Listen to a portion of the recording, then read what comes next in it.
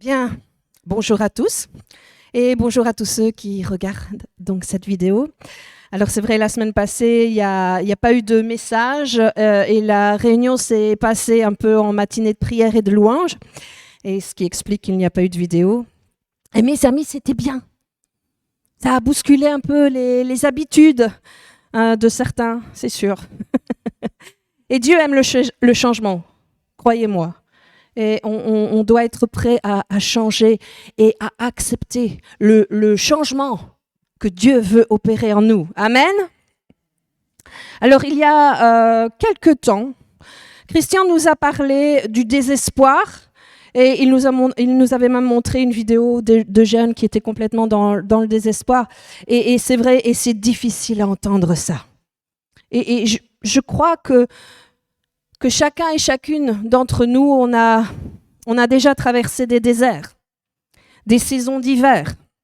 Et peut-être même que ce matin, tu es dans une saison de ta vie où tu as besoin d'espoir. Amen.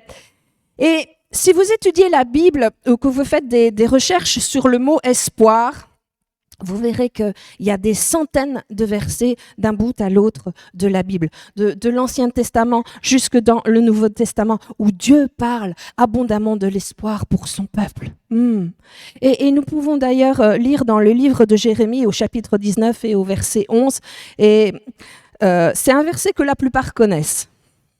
Louis II, Jérémie 29, 11. Car je connais les projets que j'ai formés sur vous, dit l'Éternel, projets de paix et non de malheur, afin de vous donner un avenir et de l'espérance. Afin de te donner l'espoir, ce matin, Dieu a fait des projets de paix pour toi, pas de malheur. Et Dieu a de l'espoir pour ton avenir. Amen.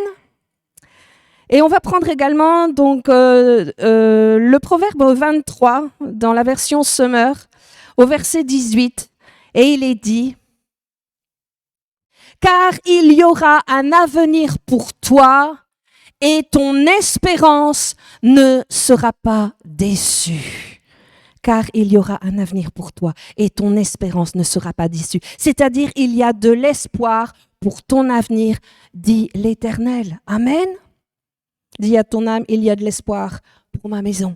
Il y a de l'espoir pour mes enfants. Il y a de l'espoir. Et c'est le Dieu qui est immuable, qui ne change pas, qui est le commencement et la fin qui nous dit ça. Amen. Lui, il est le Dieu qui peut tout et celui qui sait tout. Et il te dit, il y a de l'espoir pour toi, oui, encore aujourd'hui.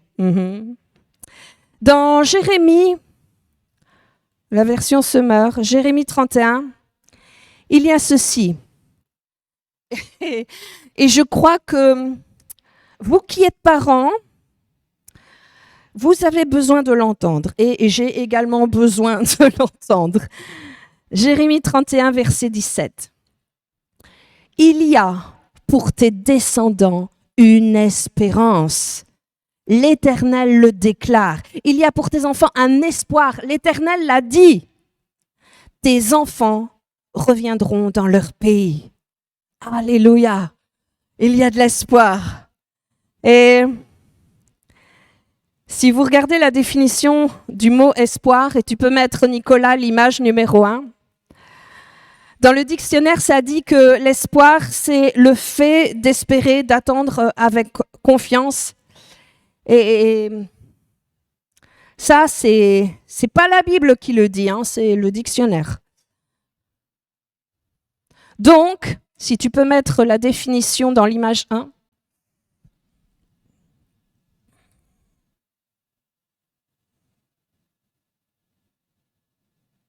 Merci de suivre. Donc, c'est le fait d'attendre avec confiance la réalisation dans l'avenir de quelque chose de favorable, que l'on souhaite, que l'on désire. C'est juste le dictionnaire. Fait d'attendre avec confiance.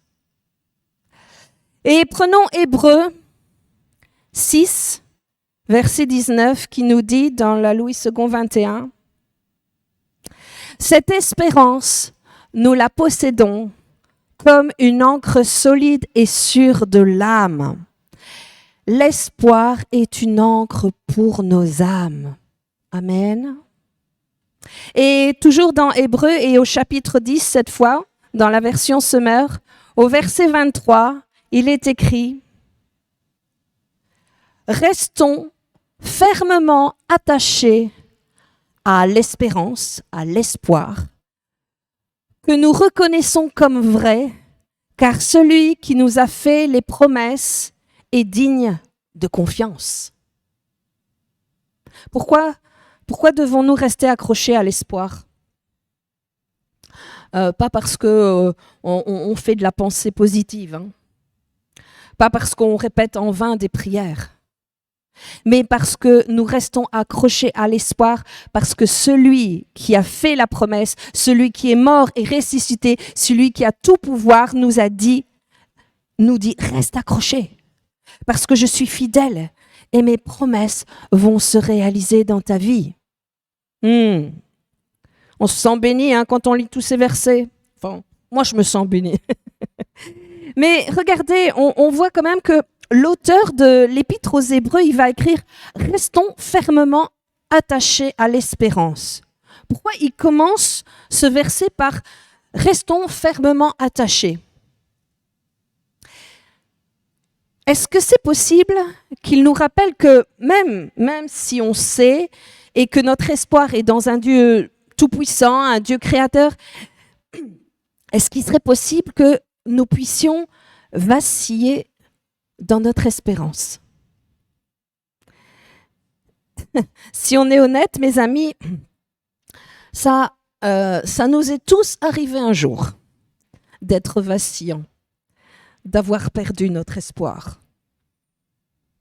Ben oui, parce qu'il nous arrive des choses dans la vie qui sont difficiles. Alors on perd espoir dans ces saisons qui sont pénibles et qu'on traverse. On peut vivre des tempêtes au niveau de la santé, des tempêtes financières même, aussi des tempêtes de toutes sortes. Et des fois, nous pouvons avoir l'impression que le monde entier pèse sur nos épaules et nous écrase. Parce que même si nous connaissons Dieu depuis des années, on peut perdre, on peut vaciller dans notre espoir. Souvent, lorsqu'on vit des tempêtes, lorsqu'on passe par des tempêtes dans nos vies, ça vient évidemment nous perturber, mais on sait aller chercher refuge au Dieu de l'espoir. Mais les vents sont tellement forts que c'est vraiment de la survie indispensable de nous abriter. Mais mes amis, l'ennemi numéro 1 de l'espoir, ce ne sont pas les tempêtes. L'ennemi numéro 1 de l'espoir, ce sont les déceptions. Les déceptions, c'est un tueur d'espoir. Et ça tue à petit feu. Vous avez les déceptions. J'ai prié, mais je n'ai pas eu. Je voulais tellement cet emploi, mais je ne l'ai pas eu. J'ai prié, j'avais besoin de cet emprunt pour acheter ma maison. Je ne l'ai pas eu. J'ai prié, mais je n'ai pas eu. Vous voyez un petit peu ce que je veux dire, hein? Les déceptions. Et nous, les croyants, quand nous vivons dans nos déceptions, ça nous tue et ça enlève notre espoir. Les déceptions. Je vais vous donner une petite illustration humoristique pour visualiser un peu la déception. Alors, peut-être que c'est quelque chose de plus typiquement féminin. Mais ces derniers temps, on a eu les Black Friday. Hein. des ristournes, des réductions sur des articles. Alors, vous êtes là, vous faites les magasins et vous repérez un article que vous appréciez. Alors, pour nous, mesdames, ce sera peut-être une paire de chaussures, un sac à main et quelque chose comme ça. Et pour vous, messieurs, j'ai pas trop d'idées, je sais pas, un outil de bricolage, je sais pas. Vous choisissez. Et quand même, parce que on est des personnes raisonnables, qu'est-ce qu'on fait? On regarde le prix. Et là, qu'est-ce qu'on voit? 39,99. Waouh! Quelle affaire! Et on prend cette belle paire de chaussures, on l'essaye, messieurs, vous prenez ce que vous voulez. Et du coup, on se dirige vers la caisse, on est confiant, on est rempli d'espoir. On a notre carte bancaire prête à la dégainer. Et on met nos chaussures sur le comptoir, on est prêt à payer, on est trop content. Et là, la vendeuse nous dit 139,99. Déception. Déception. Vous comprenez un peu. Donc, qu'est-ce qu'on fait? On remet sagement les chaussures et on ne les achète pas. et ça peut être pour n'importe quel article, bien sûr. La déception, c'est lorsque la réalité n'est pas à la hauteur de tes attentes. La déception, c'est quand les choses ne sont pas comme tu espérais. Alors, c'est vrai, j'ai fait une allusion humoristique sur des chaussures, mais vous savez tous très bien qu'il y a des choses dans la vie qui nous déçoivent bien plus qu'une paire de chaussures ou des outils de bricolage. Parfois, c'est tout l'amour qu'on a mis dans nos enfants, notre carrière, nos relations sont entachées de déception. Aujourd'hui même, tu es peut-être avec la déception. Et les déceptions que nous accumulons dans une vie peuvent nous empêcher d'aller de l'avant dans le plan que Dieu a pour nos vies.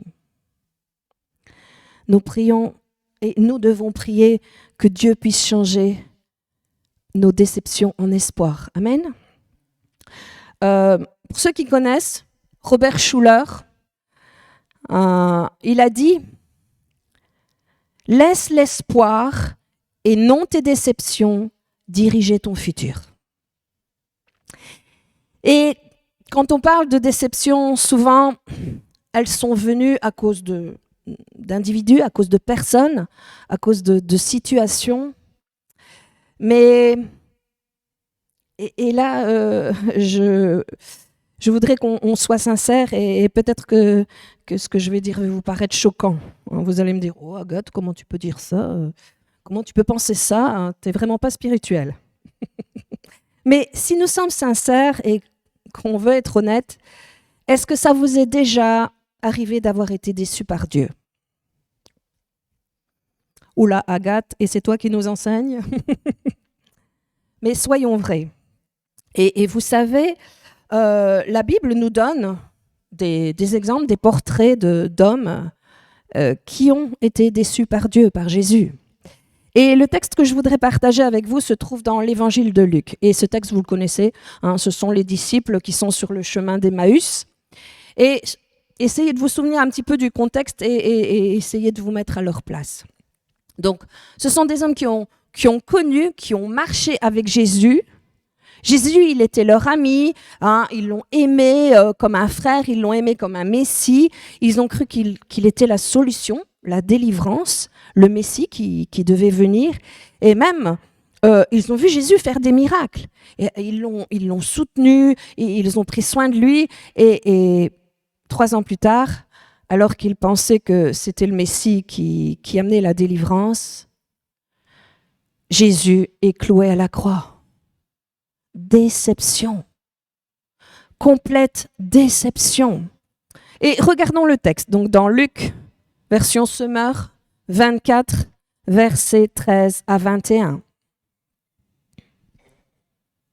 Le même jour, 2 disciples se rendaient à un village nommé Emmaüs, à une 12aine de kilomètres de Jérusalem.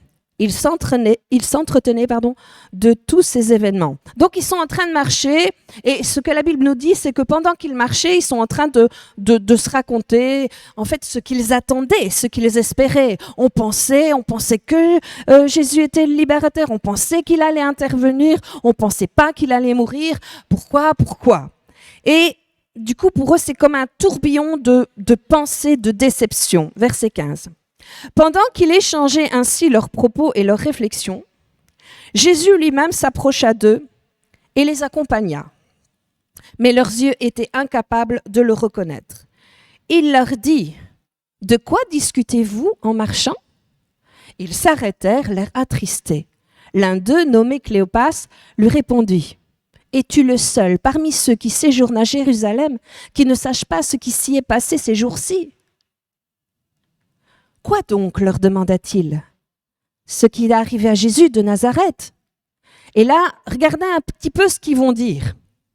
C'était un prophète. Là, parce qu'ils sont dans la déception, parce qu'ils sont dans la peine, le chagrin, ils ont complètement perdu de vue. C'est plus le Messie, c'est un prophète qui agissait et parlait avec puissance devant Dieu et tout le peuple. Nos chefs des prêtres et nos dirigeants l'ont livré aux Romains pour le faire condamner à mort et clouer sur une croix. Et maintenant, vous allez voir au verset 21 ce qui peut exactement prendre place dans nos cœurs. Nous avions espéré qu'il était celui qui devait délivrer Israël. Mais hélas, voilà déjà 3 jours que tout cela est arrivé. Le mais hélas et le nous avions espéré expriment bien toute leur déception. Mais quand on lit cette histoire et qu'on réfléchit un petit peu, il y a quelque chose qui est complètement surréaliste. Alors imaginez un peu, c'est comme si Christian et Rosemary étaient en conversation et qui marchaient et ils étaient en conversation à mon sujet. Et puis moi je viens m'inclure dans leur présence et je leur demande de quoi vous parlez. Ah, eh bien, on parle d'Agathe, qui a fait le message, et qui a fait ci, qui a fait ça. Alors que je suis là. Non. Hein. Ça, je sais pas, ça paraîtrait plus logique s'ils me disaient « Ah ben justement, on parlait de toi. » Mais non. Ici, dans cette histoire, c'est tellement illogique parce que pendant que les disciples parlent de la situation, ils ne peuvent même pas voir, ils ne peuvent même pas reconnaître Jésus qui marche à leur côté. Pourtant, ils ont passé du temps avec lui, hein, pas seulement le dimanche matin, mais durant 3 années. Et quelque part, ça ne fait que 3 jours, en fait, qu'ils ne l'ont plus vu. Comment on peut oublier un visage que tu avais très souvent 3 jours après ? Eh bien, la Bible nous dit au verset 16, « Mais leurs yeux étaient incapables de le reconnaître. » Alors, j'ai entendu des versions et des explications pour ça, hein, que Jésus avait tellement changé après sa résurrection, etc. Non, mes amis. Le problème dans la déception n'est absolument pas à cause de Jésus. Le problème dans la déception, c'est notre perception. Peu importe ta peine, peu importe la situation que tu traverses, n'oublie jamais que Jésus marche à tes côtés. Même si pour le moment, tu ne le vois pas. Jésus marche avec toi sur le chemin, comme Jésus marchait avec eux sur le chemin d'Emmaüs. Le problème est un problème de vision et non un problème de Jésus. Et nous pouvons marcher sur un chemin d'Emmaüs et le Seigneur veut te dire ce matin, je suis capable d'ouvrir tes yeux afin que tu retrouves l'espoir. Amen. Et c'est exactement ce qui s'est passé pour eux. Et au verset 28, on va voir ça. Entre-temps, ils arrivèrent près du village où ils se rendaient. Jésus sembla continuer sa route, mais ils le retinrent avec une vive insistance en disant « Reste donc avec nous. Tu vois, le jour baisse et le soir s'approche. » Alors il entra dans la maison pour rester avec eux. Il se mit à table avec eux, prit le pain et après avoir prononcé la prière de bénédiction, il le partagea et le leur donna. Alors leurs yeux s'ouvrirent et ils le reconnurent. Dieu est capable d'ouvrir tes yeux alors que tu marches sur un chemin de déception. Et si tu lui demandes, Seigneur, viens ouvrir mes yeux afin que je puisse voir. Qu'est-ce que nous devons faire si nous sommes sur un chemin de déception? Ne jamais oublier que Jésus ne nous abandonne pas. Jésus n'a jamais arrêté de marcher avec les disciples. Leur problème, c'était leur vision et leur perception. La suite du texte est encore plus fort. On voit au verset 32. Et ils se dirent l'un à l'autre, « N'avons-nous pas senti comme un feu dans notre cœur pendant qu'il nous parlait en chemin ?» Ça, c'est l'espoir. Et qu'il nous expliquait les Écritures. Ils se levèrent sur l'heure et retournèrent à Jérusalem. Ceci afin de pouvoir se rassembler et de se réunir. Et une fois que leurs yeux se sont ouverts, ils ont dit, le Seigneur est réellement ressuscité. Donc peu importe ta déception, peu importe leur déception, la crucifixion n'avait plus aucun pouvoir. Alors qu'ils pensaient que tout était fini, que la croix était la fin, non. La croix était le commencement du plan de Dieu pour l'humanité. Amen. Il n'y a aucune déception trop grande dans ta vie, dans ta maison, pour tes enfants, dans ta famille. Alors que tu penses que c'est fichu, que c'est la fin, Dieu est capable de t'ouvrir les yeux. Mais pour ça, prends du temps avec lui. Sois en connexion, sois en communion avec lui. Et alors tu pourras dire, Dieu marche avec moi dans mon chemin d'Emmaüs. Jésus est ressuscité et sa mort n'est pas une fin. C'est un commencement. Amen. Alors tu peux mettre l'image 2.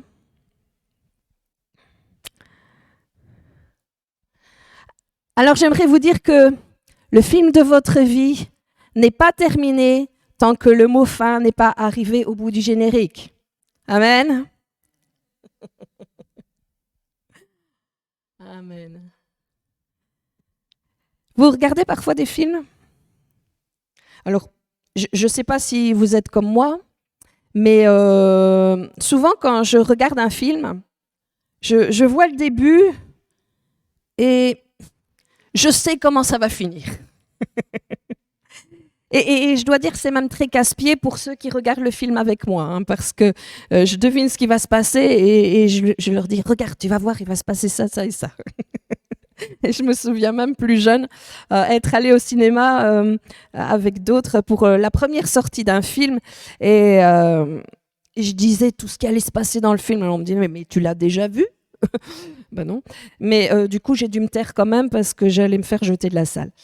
Mais il y a des films où la fin, vous l'avez pas vu venir. La fin, vous l'avez pas vu venir. Et dans cette histoire, la fin là, vous l'avez pas vu venir. Et c'est ce que Dieu veut nous dire. Ton histoire, avec ta famille, tes enfants, ta santé, ton appel, ta maison, tu penses que c'est fini, que c'est la fin. Mais Dieu n'a pas fini d'intervenir. Alors, ne mets pas un point lorsque Dieu, lui, met une virgule dans l'histoire de ta vie. La fin du film de ta vie n'est pas terminée tant que Dieu n'a pas inscrit lui-même le mot fin. Il y a des fois dans nos vies, en tant que parents, pour nos enfants, on a l'impression que c'est terminé. Mais Seigneur, tu dis, c'est pas encore terminé. Je vais te surprendre. Tu n'as pas vu la fin de ton histoire. Amen. Vous voulez voir le générique de votre vie? Le générique de film de votre vie? Tu peux mettre l'image 3.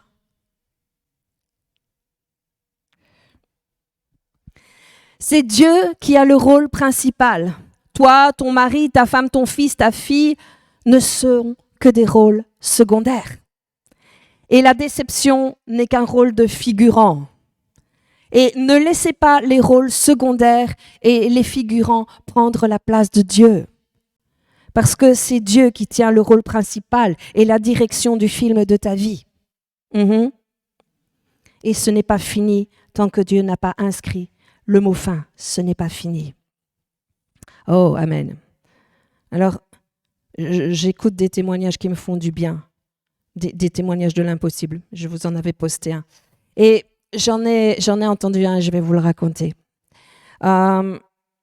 C'est une missionnaire et elle était en déplacement dans une église et justement avait peut-être apporté un peu ce genre de message sur le film de votre vie. Et à la fin, une femme de pasteur est venue et elle lui a expliqué combien le message l'avait percuté, l'avait touché. Et elle lui a expliqué que sa fille avait quitté Dieu. Au début, elle venait dans l'assemblée et tout, et elle avait quitté Dieu et du coup avait une vie très, très dissolue. Elle cumulait les rencontres avec des hommes, enfin bon, bref. Et elle avait quelque part, cette femme, perdu espoir pour sa fille, mais avec ce message, elle a été encouragée et encouragée à s'accrocher, à persévérer et persuadée que du coup, il allait se passer quelque chose. Et du coup, elle a commencé à poser un geste de foi en disant je crois que le film n'est pas terminé dans l'histoire de la vie de ma fille. Je crois qu'elle va revenir à Dieu. Je crois qu'elle va rencontrer un homme chrétien et il va l'aimer et elle va se marier et faire quelque chose avec Dieu. Et c'était sa conviction. Et à partir de ce moment-là, elle a posé un acte prophétique, elle a commencé à mettre de l'argent de côté, mois après mois, pour la robe de mariée de sa fille. Et ceci durant 1 an, 2 ans. Mais elle croyait que cette promesse allait s'accomplir. Et donc la missionnaire, elle est retournée dans cette église 10 ans plus tard. Et donc dans l'église où elle avait donné ce message. Et la femme est venue la revoir avec des larmes plein les yeux. Et elle dit, tu te souviens de moi et tu te souviens de mon histoire. Et elle lui a rappelé en bref mot. Et puis elle dit, ma fille va se marier cette année.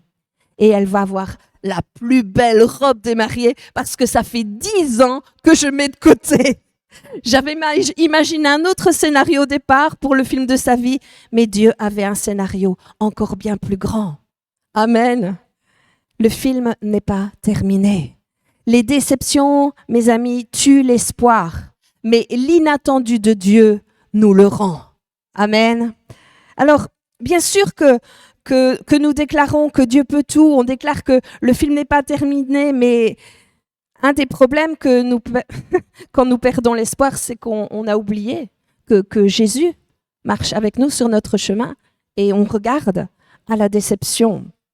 Tout comme ses disciples qui avaient vu la croix comme une fin, alors que ça faisait partie du plan de Dieu.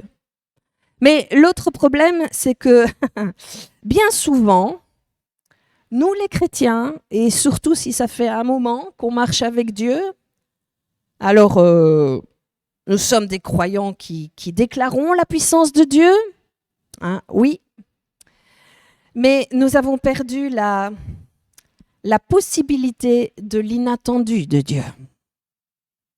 Que Dieu peut le faire encore d'une façon surprenante et inattendue. C'est quoi l'inattendu? L'inattendu, c'est quelque chose auquel on ne s'attend pas, quelque chose d'étonnant, quelque chose de sensationnel. Dieu est capable encore de nous surprendre. Amen.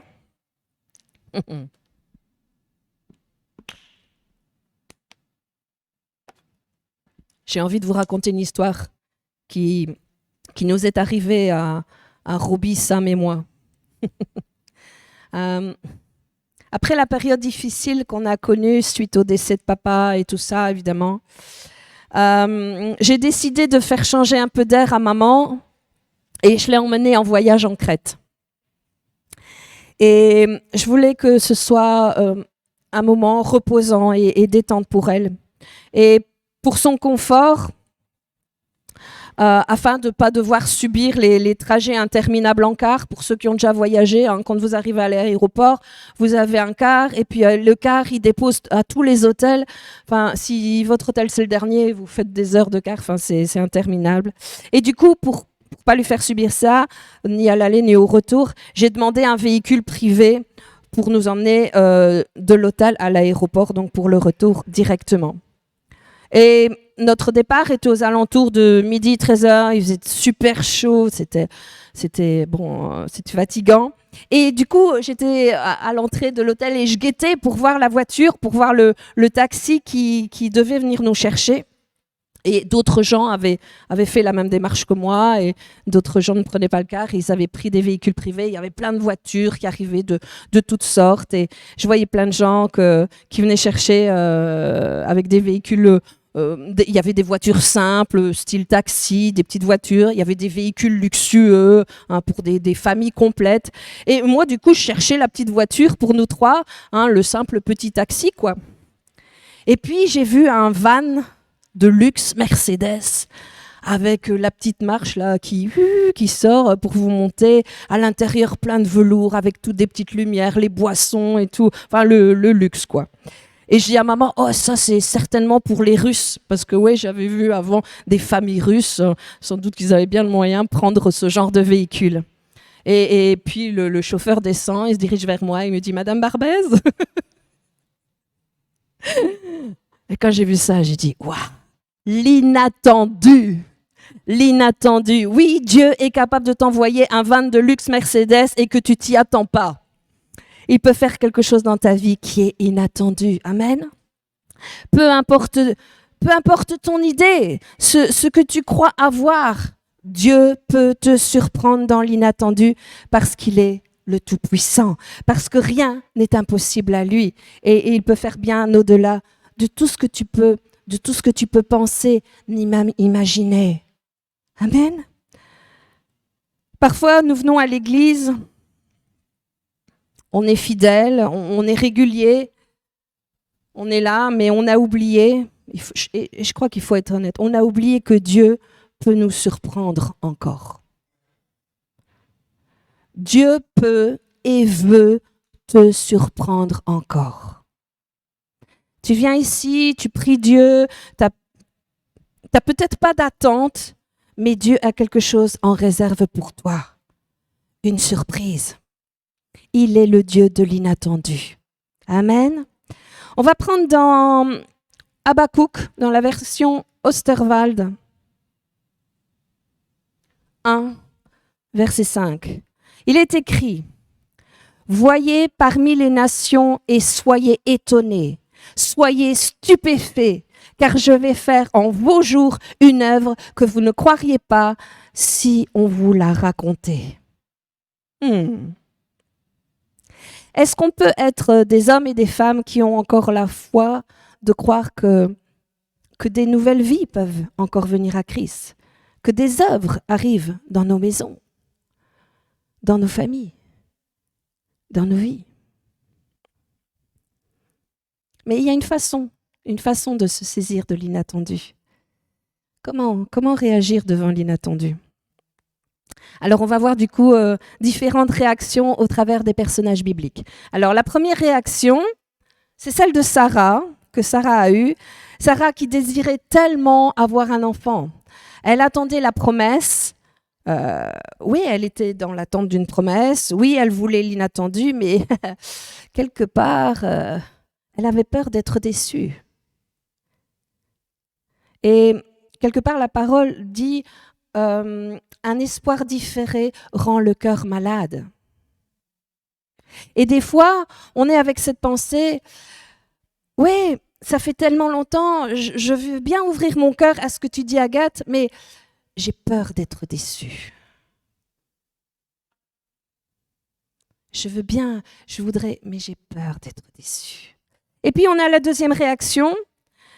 Justement, il y a quelque temps, j'ai fait un message sur l'histoire de Naaman.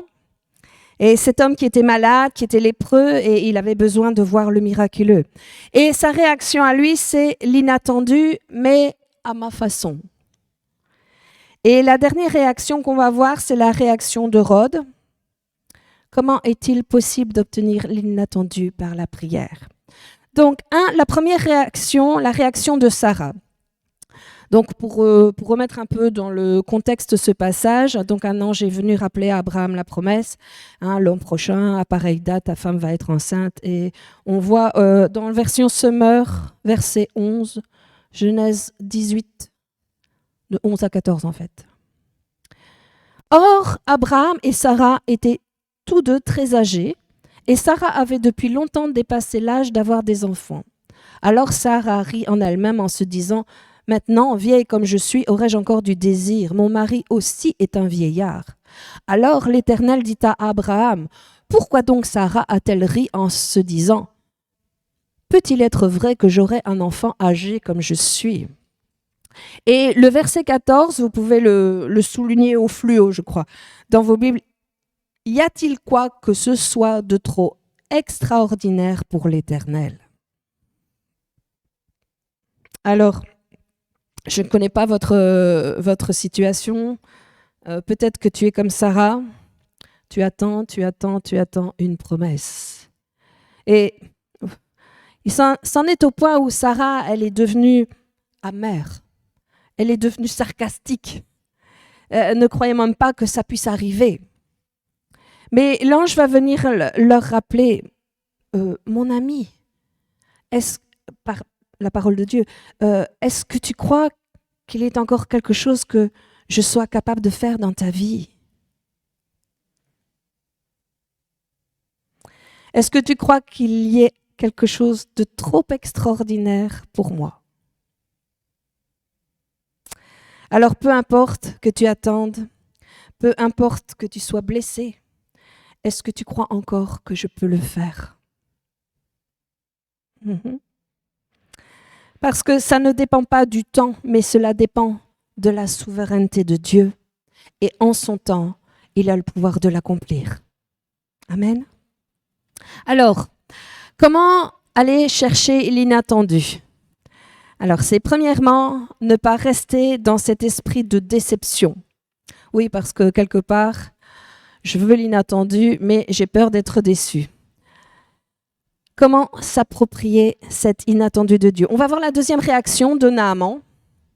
Donc Naaman est un chef de l'armée, et il est un homme respecté, un homme d'influence, mais le problème c'est qu'il était malade, il était lépreux, et nous pouvons lire donc dans 2 Rois 5, vous allez voir cette pensée dans laquelle quelque part on peut se reconnaître. Parce que Naaman voulait être guéri, mais il voulait être guéri de la façon qu'il pensait. Et je crois qu'on est beaucoup à se faire des idées préconçues, des scénarios sur comment ça doit se passer. Et on se fait des plans, que ce soit pour nos enfants, pour notre avenir, notre appel. Et on se dit, ouais, ça doit se passer comme ça, comme ça, comme ça, A, B et C. Et puis Dieu vient et il te dit, non, non, non, non, je vais faire D, E et F. On se dit, je vais faire comme ça, je vais prier, je vais jeûner, et ma façon de concevoir, c'est comme ça que ça va se faire. Ah non. Et Dieu te dit, je vais te faire un 180 degrés par rapport à ce que tu imagines, et la façon dont moi je vais le faire va te scotcher, va t'étonner. La façon dont nous imaginons que nous pensons n'est pas forcément la meilleure pour nous. J'ai entendu une histoire, ça me fait penser. Et en fait, c'est une femme qui doit se rendre à un endroit en voiture. Elle est allée qu'une seule fois, elle s'était fait conduire la première fois. Et du coup, là, elle doit aller par ses propres moyens, avec sa voiture. Du coup, elle programme son GPS.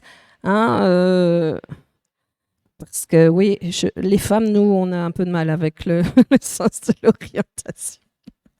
Et du coup, elle suit vraiment très scrupuleusement toutes les indications, parce qu'elle n'a pas du tout le sens de l'orientation.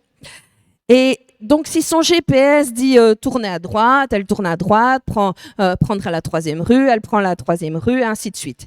Et puis, son GPS lui dit « Vous êtes arrivé à destination ». Et elle regarde à gauche et puis Le bâtiment, bah non, c'est pas ça du tout. C'est pas la façade. Et du coup, elle se dit, bah, du coup, elle refait un tour, hein, on l'emmène et on l'emmène. Elle se retrouve encore à l'endroit. Elle dit, vous êtes arrivé à destination. Mais non, quoi. C'est pas ça. Et puis, pas à un moment, elle s'est dit, c'est moi le problème. Non, bien sûr, c'était le GPS. Mais après la 3e tentative, hein, elle arrivait toujours à la même destination. Elle a eu la brillante idée de regarder de l'autre côté.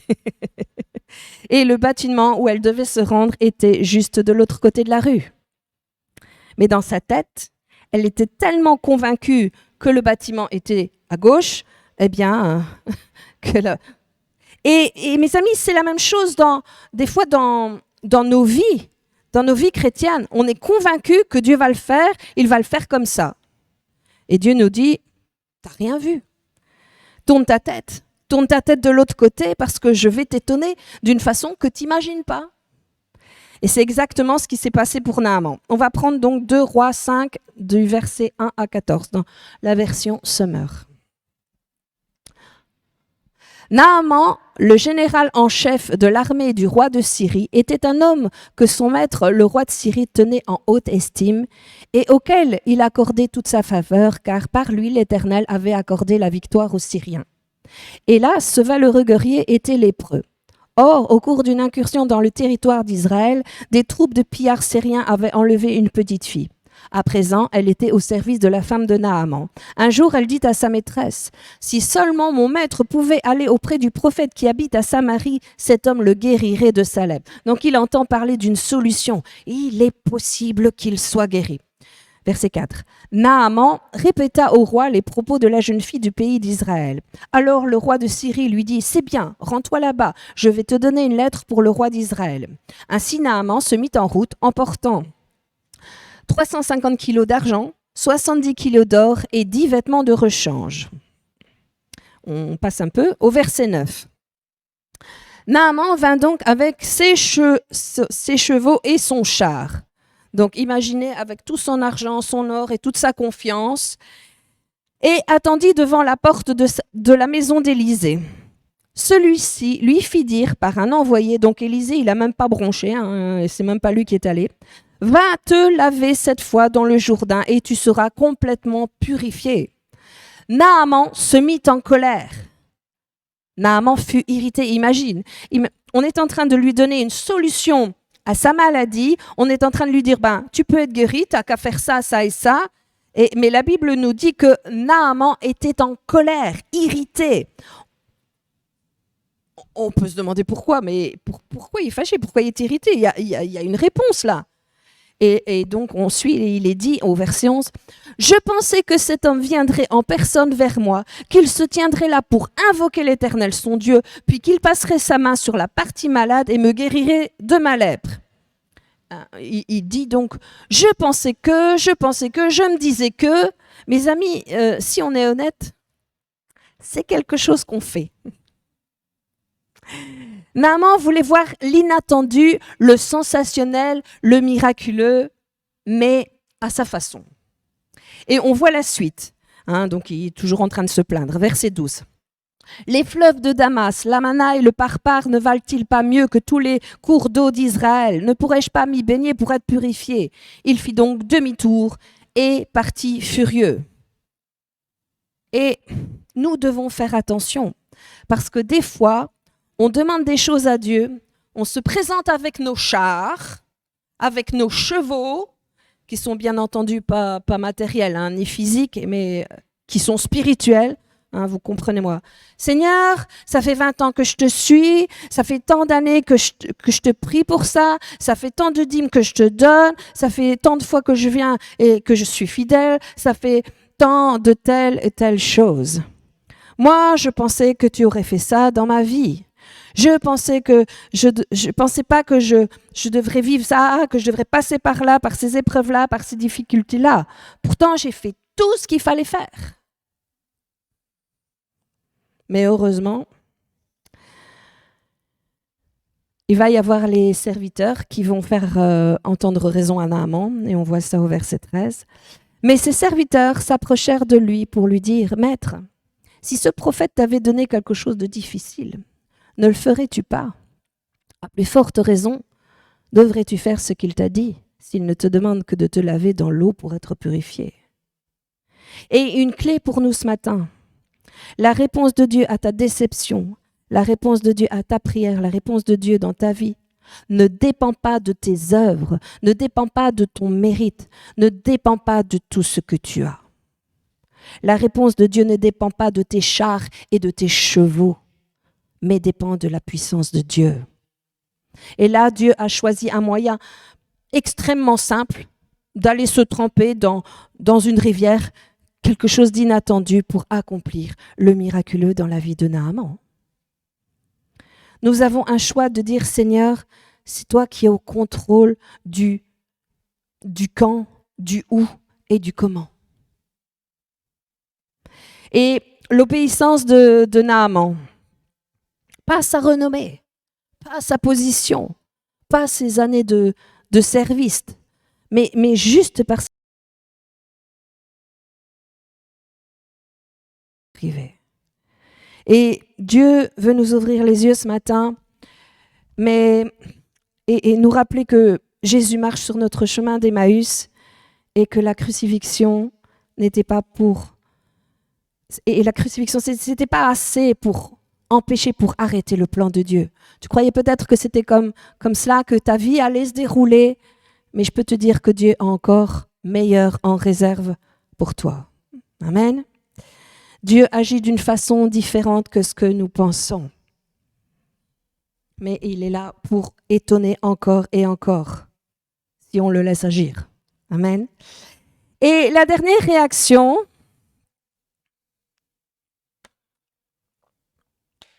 alors la troisième réaction et dernière, c'est la réaction de Rhodes. Vous connaissez Rhodes? Alors, je ne sais pas si vous connaissez ce personnage. Rhodes, c'est une simple servante. Et en fait, son nom veut dire rose. Alors, je ne sais pas comment vous l'imaginez, mais peut-être avec un prénom comme ça, on l'imagine une petite femme toute délicate. Et on n'en parle qu'une seule fois. Elle est méconnue, mais c'est une femme qui a vu le miraculeux parce qu'elle a osé croire que dans la prière que Dieu agissait. Et c'est le dernier passage dans Acte 12, version Summer, 1 à 10. Alors, ce texte-là est écrit dans une période terrible de persécution de l'Église. L'Église est en train d'être passée par le feu et le texte nous dit même que les croyants sont massacrés, sont tués par l'épée. Et c'est à cette époque-là où Pierre est emmené en prison. Vers la même époque, le roi Hérode se mit à maltraiter quelques membres de l'église de Jérusalem. Maltraiter, c'est pas juste verbal, hein, c'est vraiment faire souffrir. Il fit tuer par l'épée Jacques, le frère de Jean. Et là, vous allez voir son sadisme. Et quand il s'aperçut que cela plaisait aux Juifs, il fit aussi arrêter Pierre. C'était pendant les jours des pains sans levain. Lorsqu'on eut arrêté Pierre, il le fit mettre en prison et le plaça sous la garde de 4 escouades de 4 soldats chacun. Il voulait le faire comparaître devant le peuple après la Pâque. Pierre était donc sous bonne garde dans la prison. Et là, il y a quelque chose de puissant. Mais l'Église priait ardemment Dieu en sa faveur. Peu importe le climat de persécution que tu peux vivre, des difficultés, il y a un miraculeux lorsque l'Église prie. Amen. Alors, ils sont sous tension, dans un climat difficile, mais il est écrit « Mais l'Église priait ardemment Dieu en sa faveur ». Verset 6. Or, la nuit qui précédait le jour où Hérode allait le faire comparaître, Pierre, attaché par 2 chaînes, dormait entre 2 soldats et devant la porte de la prison, des sentinelles montaient la garde. Alors, imaginez un Pierre, il est à la veille de sa comparution avec sans doute un verdict assez terrible pour sa vie. Mais qu'est-ce qu'il fait, Pierre? Il dort. Il a la confiance. Moi, je ne suis pas sûre que j'aurais pu faire ça dans les conditions. Mais bon, Pierre dormait. Et verset 7, attention. Tout à coup, il se passe quelque chose. Tout à coup, le vent change. Tout à coup, un ange va rentrer dans la cellule. Et vous pourrez lire le texte. L'ange va même